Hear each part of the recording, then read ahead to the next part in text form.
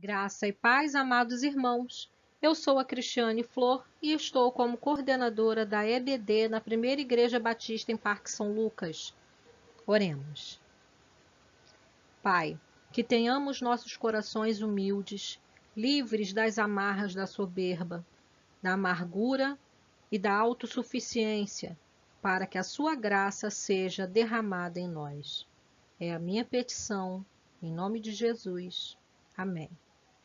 A lição de hoje é a 7, com o título de Esquecendo o Orgulho. O texto base encontra-se em Esdras, capítulo 9, versículos 5 até o 9, que diz assim: Quando chegou a hora do sacrifício da tarde, eu saí daquele abatimento e me ajoelhei para orar, usando ainda as roupas rasgadas. Então levantei as mãos para o Senhor, meu Deus, e disse: Ó Deus, estou muito envergonhado e não tenho coragem de levantar a cabeça na tua presença. Estamos afundados nos nossos pecados que sobem até o céu. Desde o tempo dos nossos antepassados até hoje, nós, o teu povo, temos pecado muito. Por causa dos nossos pecados, nós, os nossos reis e os nossos sacerdotes, temos caído nas mãos de reis estrangeiros. Temos sido mortos, roubados, levados embora como prisioneiros e até hoje temos sido desprezados. Mas agora, ó Senhor, nosso Deus, tu foste bondoso por algum tempo e deixaste que alguns de nós escapássemos e vivêssemos seguros neste lugar santo. Tu nos deixaste escapar da escravidão e nos deste uma vida nova. Éramos escravos, porém não nos deixaste na escravidão. Tu fizeste os reis da Pérsia terem boa vontade para conosco, e eles deixaram que reconstruíssemos o teu templo, que estava arrasado, e que achássemos segurança aqui em Judá e em Jerusalém. Eu te convido a aprender mais sobre a palavra de Deus. Introdução.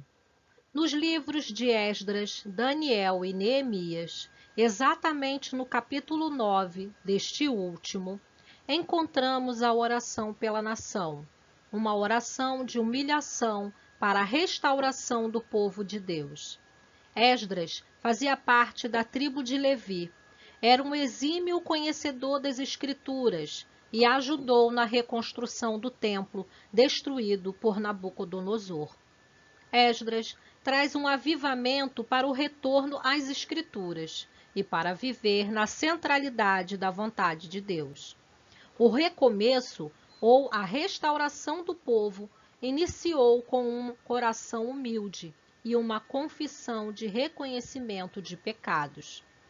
Apesar de não ter relação naqueles pecados, Esdras se identificou com o povo, com o pecado do povo.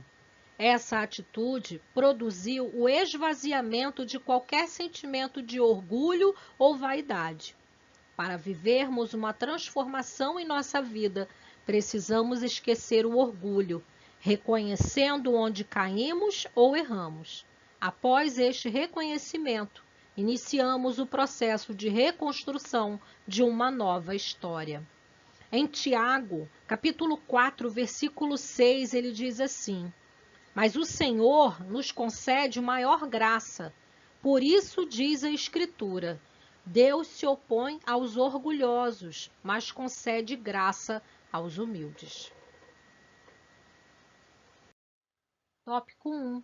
Quando esquecemos o orgulho, entramos em oração de intercessão. Esdras recebeu a informação de que vários homens se casaram com mulheres de outros povos. Esta era uma atitude completamente condenada por Deus.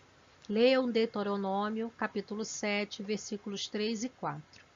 Seus filhos estavam aprendendo outras línguas e a adoração a deuses estranhos. Então, esse é o motivo porque Deus condenava essa união com outros povos.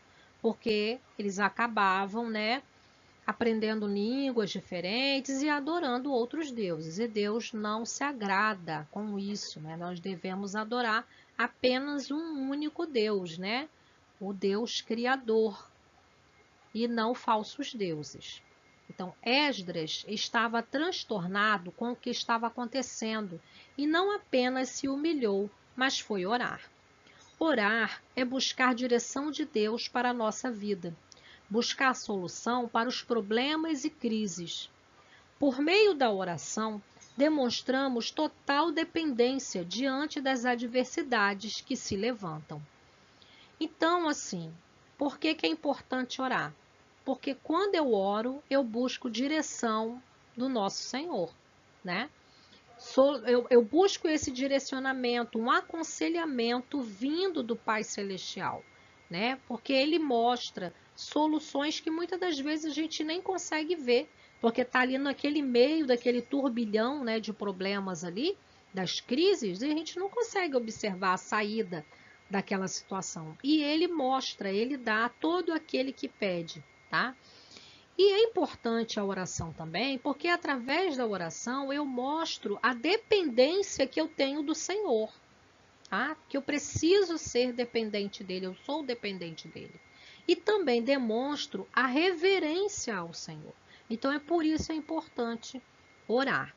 Muitas vezes as pessoas tomam uma decisão precipitada, sem sequer solicitar uma oração a uma pessoa próxima ou procurar um líder sábio para um aconselhamento pastoral. Então, essas pessoas fazem suas escolhas e tomam suas decisões, as quais lhes farão lamentar pelo resto de suas vidas, simplesmente por acolher o orgulho e acharem que podem resolver os seus problemas sozinhos. Então, aqui a gente vê aqui duas situações, né? As pessoas, elas nem pedem, né, um aconselhamento pastoral ou um conselho de um irmão que já está às vezes na caminhada, né, nessa caminhada espiritual e tem um maior conhecimento até bíblico, que você vê que realmente tem uma vida, né, de oração, e aí ela não pede uma ajuda daquela pessoa, né, não pede para aquela pessoa ore, um conselho. E pior ainda, ele não pede direção daquele que detém toda a sabedoria e conhecimento e que quer o melhor para a nossa vida, que é o nosso Senhor, né? Não pede direção de Jesus, porque ele acha que é autossuficiente, ele consegue resolver o seu problema sozinho. Sabe aquele termo que existe por aí, que ele é o cara? Então, pessoas assim correm um risco muito grande de alcançarem, né, colocarem problemas na sua vida que vão se arrastar por muito tempo e vão trazer consequências danosas, muito sofrimento, né, porque eles não pedem esse tipo de aconselhamento ao Senhor, não demonstram uma reverência, né, como eu falei anteriormente, e a dependência. Então acabam atraindo, né, trazendo problemas para a sua vida e muitas das vezes problemas que vão se arrastar por um longo tempo, tá? Então, assim, Esdras, depois de arrancar o cabelo de sua cabeça e os fios de sua barba, né? Você vai ver lá no versículo 3, num gesto extremo de indignação, ele intercede pelo seu povo. Esdras realiza uma oração pela nação, como hoje se faz extremamente necessária, né? Essa atitude, né? Nós precisamos orar. Porque nós vivemos em um Brasil dividido entre ideologias, partidos, religiões.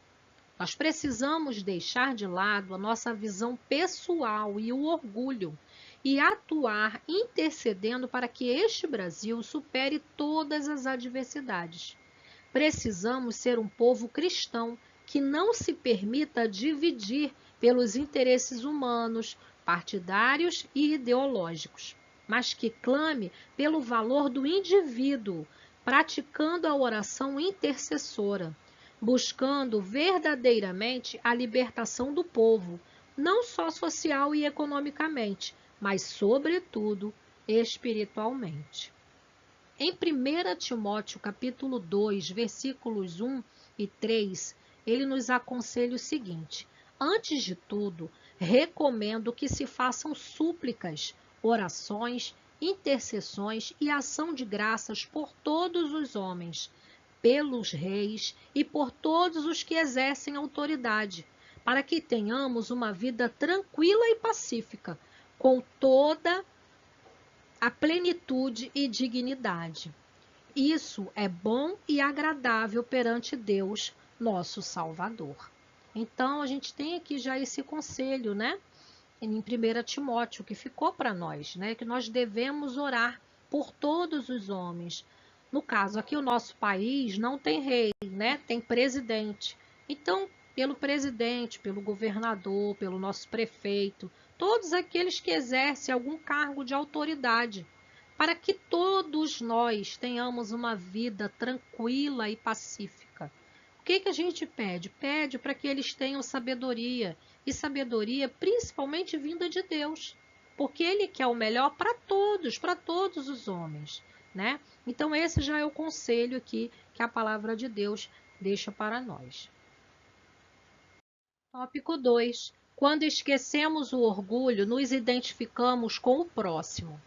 A humildade e humilhação de Esdras, mesmo inocente de tais pecados, pressupunha que ele fizesse parte deles com eles, né? Porque as nossas iniquidades se multiplicam sobre nossas cabeças e a nossa culpa cresce até os céus, né? Está no capítulo 9 de Esdras, versículo 6. Esdras se coloca como intercessor do povo e procura o arrependimento e perdão dos pecados. Não apenas reconhece os erros da sua época, ele vai além, reconhecendo os pecados de seus pais, os dias em que viviam. Colocarmos no lugar do outro demonstra o esvaziamento de sentimentos pessoais, que buscam o próprio interesse. Quando olhamos para Cristo, o Deus que se faz carne, podemos perceber que ele deixou a sua glória para se tornar um de nós, sofrendo fome, sede e dor, para buscar a libertação de todo aquele que crê em seu nome. João 3, versículo 16. Quando renunciamos o orgulho, nossos títulos, nosso poder financeiro, nossa fama ou beleza, e nos concentramos no sofrimento, pecados e dor do povo, podemos verdadeiramente cumprir o segundo mandamento. Ama teu próximo como a ti mesmo. Mateus 22 e 39. Infelizmente, vivemos um período pós-moderno em que a busca pelo poder, prazer e individualismo tem formado uma geração insensível e indiferente à dor dos outros. Infelizmente, né, isso tem sido cada vez mais comum, né? Nós vemos, por exemplo, pessoas tendo a coragem de ver ali tem um acidente, uma pessoa que está caída ali, que sofreu um acidente, e ele tem coragem de pegar o celular não para chamar, né, a ambulância para socorrer, mas para poder tirar a foto e depois postar aí em alguma rede social. Infelizmente, nós passamos por esse tipo de insensibilidade e indiferença à dor alheia, né? Essa questão de estar sempre aparecendo nas mídias, né, sociais, e pensar sempre em si mesmo, pensar sempre em como que você está bem na foto, né? E ficar correndo atrás dos likes, né? Aí que existe aí na questão das plataformas, né? De algumas plataformas aí digitais, essas pessoas estão cada vez mais insensíveis. A busca por estar atualizado, estar em alta, né? Estar na alta do momento, faz com que você não olhe para o lado e veja a necessidade de alguém tão próximo a você, né? Pode ser seu vizinho, pode ser um parente seu, um seu irmão na fé, e muitas das vezes as pessoas estão se perdendo dessa forma, né? Nós precisamos reconhecer nossos pecados diante de Deus. Nós estávamos condenados e Ele, pelo seu amor, resolveu nos salvar. Dessa forma, conseguiremos entender os erros que as pessoas cometem conosco, as falhas, as limitações que podem ter. Renunciando nosso orgulho, podemos olhar para o próximo e entender que somos iguais e carecemos das misericórdias de Deus. Todos nós, né, pecamos. A palavra fala que todos pecaram. Todos nós pecamos, né? E todos nós carecemos das misericórdias de Deus. Porque se fosse olhar pelas nossas ações, pelos nossos feitos, nós não alcançaríamos a graça da salvação, não. Por isso é que a gente fala que a salvação é pela graça, porque todos nós pecamos e continuamos pecando, infelizmente, porque nós vivemos ainda nesse corpo carnal. E enquanto nós estivermos nesse corpo carnal, vai sempre haver uma luta entre o espírito e a carne. Perseveremos para que as vitórias sejam maiores do espírito, e não que a carne sobressaia o espírito, mas vai haver sempre essa luta, né? Até Jesus vir. Então, a nossa salvação se dá pela misericórdia de Deus, pela graça de Cristo, né? E nós estamos cada dia lutando, caminhando para um aprimoramento, todos nós aqui, né? Então, assim, caso o meu próximo fale comigo ou cometa algum delito, terei misericórdia dele, entendendo que também sou pecador e sujeito a cair e a pecar contra Deus. Essa visão e sentimento nos torna mais humildes e compreensivos, não tendo nenhum prazer sobre a situação de quaisquer pessoas que estejam vivendo momentos de dor e sofrimento por causa de algum pecado cometido, né? Lembrando, né, que 1 Coríntios, capítulo 13, versículos 6 e 7, diz que o amor não se alegra com a injustiça, pois a sua felicidade está na verdade. Então, quem ama não vai se alegrar com a queda de uma pessoa, com a queda de alguém. Alguém cometeu um pecado e está sofrendo por aquele ato que ele cometeu, pecaminoso. Todos nós pecamos. Todos nós estamos suscetíveis a cair e a falhar.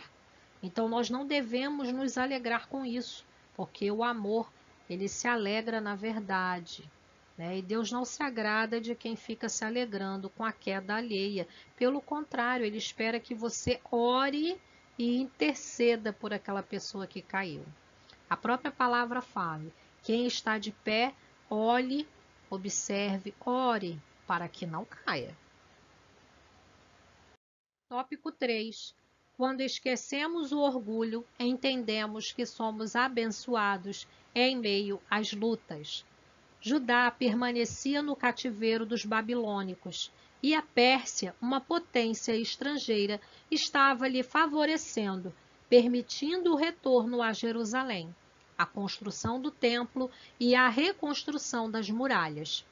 Esdras reconhece que Deus não tinha desamparado seu povo e que, de alguma forma, o governo pagão estava sendo instrumento para que o povo revivesse. E Deus estava agindo no tempo por meio de sua misericórdia. Eles eram escravos e servos da Babilônia, mas também servos do Deus Altíssimo. Mesmo debaixo do poderio persa, mas sobretudo debaixo das promessas de restauração e bênçãos do Deus vivo. O orgulho muitas vezes impede que reconheçamos a misericórdia de Deus sobre nós e também até a ajuda de pessoas que em algum momento nos tiraram de alguma dificuldade. A verdade, porém, é que ninguém vence sozinho. Não conhecemos todas as respostas e precisamos uns dos outros. Infelizmente, tivemos a oportunidade de conhecer pessoas que venceram na vida com a ajuda da esposa, amigos e filhos, e hoje, depois do sucesso, abandonaram suas famílias para construir outra família, não dando o devido reconhecimento às pessoas envolvidas com o seu sucesso. Infelizmente, né, isso é uma coisa até corriqueira, né, nessa geração, né, na qual eu pertenço, e a gente tem visto muitos casos assim, né, de cônjuges que no início, né, do seu casamento, tiveram o apoio daquele cônjuge, né, do parceiro, e aí depois, né, quando atingiu o sucesso, né, quando cresceu financeiramente, os anos se passaram, abandona aquele outro cônjuge e vai formar uma outra família, né? E esquece daquela pessoa que estava ali, né, lhe apoiando, incentivando, né? E não dá o reconhecimento, né, às pessoas envolvidas com o seu sucesso, né? Isso pode acontecer também em casos assim de pais e filhos, né? No caso de filhos, ao crescerem, né? Na infância, seus pais ali estavam presentes, deram sustento, educação, apoio, incentivo. E aí esses filhos crescem, se tornam independentes e abandonam também os seus pais, né? Há casos também daquele amigo ali fiel, parceiro, e que aquele outro amigo, depois de atingir o sucesso, de repente melhora um pouco as condições financeiras e esquece aquele amigo lá da sua juventude, né, do passado. Então a gente vê todos esses casos aí e isso é muito triste, né? Porque aí deixamos essas pessoas para trás, não damos o devido reconhecimento, né? E Deus não se alegra disso, né? Nós devemos dar honra a quem merece honra, né? Então vamos ver aqui, a caminhada ministerial, profissional ou familiar é construída com várias mãos. Pessoas passaram e ajudaram você a chegar exatamente onde você está. Mesmo diante da luta, pessoas foram usadas por Deus para abrir as portas e orientar a sua caminhada. A Bíblia ensina em Eclesiastes capítulo 4, versículos 9 e 10, que é melhor ter companhia do que estar sozinho, porque maior é a recompensa do trabalho de duas pessoas. Se um cair, o amigo pode ajudá-lo a levantar-se, mas pobre do homem que cai e não tem quem o ajude a levantar-se. Então não vamos, né, esquecer daquelas pessoas, né, que nos ajudaram, estiveram presentes na nossa caminhada. Pode ser um familiar, pode ser um amigo, um irmão na fé, né? Então não vamos nos esquecer dessas pessoas, porque elas são importantes, né? Elas foram usadas por Deus e nos ajudaram nesse decorrer da caminhada.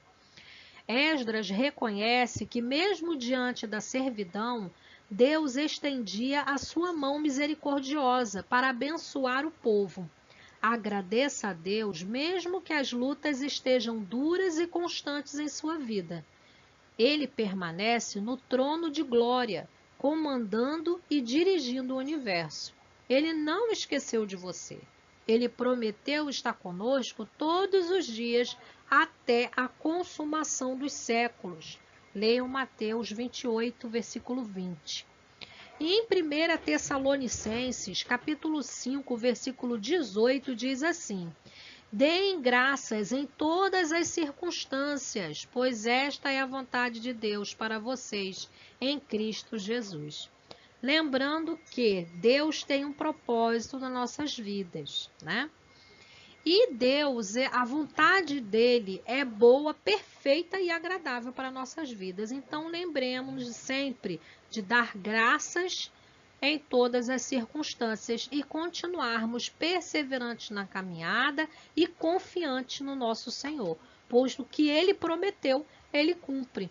E ele disse que estaria conosco até a consumação dos séculos. Bom, queridos, essa foi a lição de hoje. Um abraço fraternal em todos. Permaneçam em Cristo e Ele permanecerá em vós. Que Deus os abençoe e até a nossa próxima aula. Tchau!